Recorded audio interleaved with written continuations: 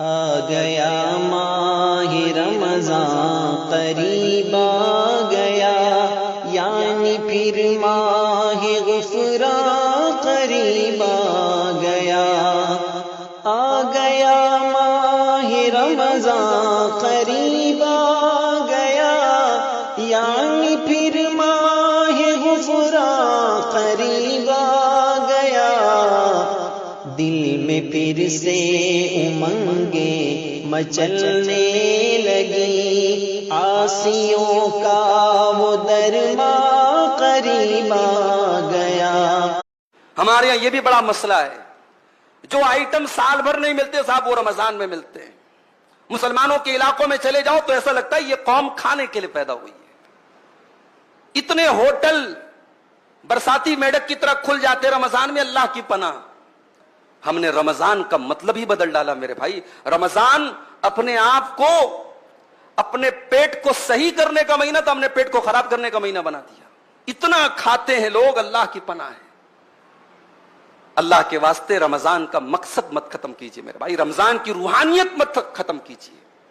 رمضان یہ طرح طرح کی کھانے اور پکوان کی کہ جو ہے تنوع اور ویرائٹی کا مہینہ نہیں ہے۔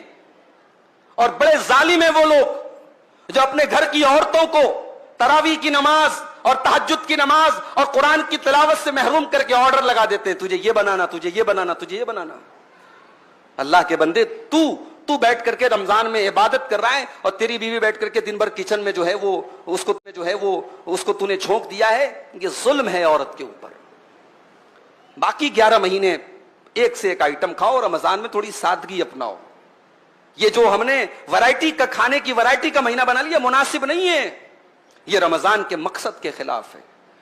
ہمارے بہت سارے نوجوانوں نے اس مہینے کا ایک عجیب و غریب لائف سٹائل بنا کے رکھا ہے۔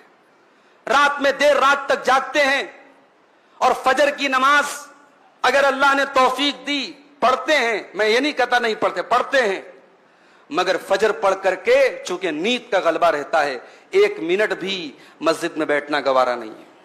فجر پڑھ کے جو جاتے ہیں تو سو جاتے ہیں، پھر اٹھتے ہیں سیدھے ظہر کے ٹائم۔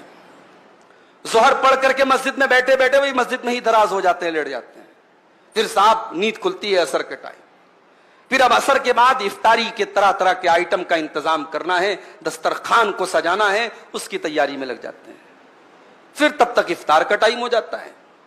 پھر افطار کر لیا، اب اس کے بعد اب جو دن بھر جس نے گٹکا نہیں کھایا تھا وہ گٹکے کے لیے بے چین ہے، جس نے دن بھر بیڑی اور سگریٹ نہیں پی تھی وہ بیڑی اور سگریٹ کے لیے بے چین ہے، جو نسوار اور تمباکو کھاتا ہے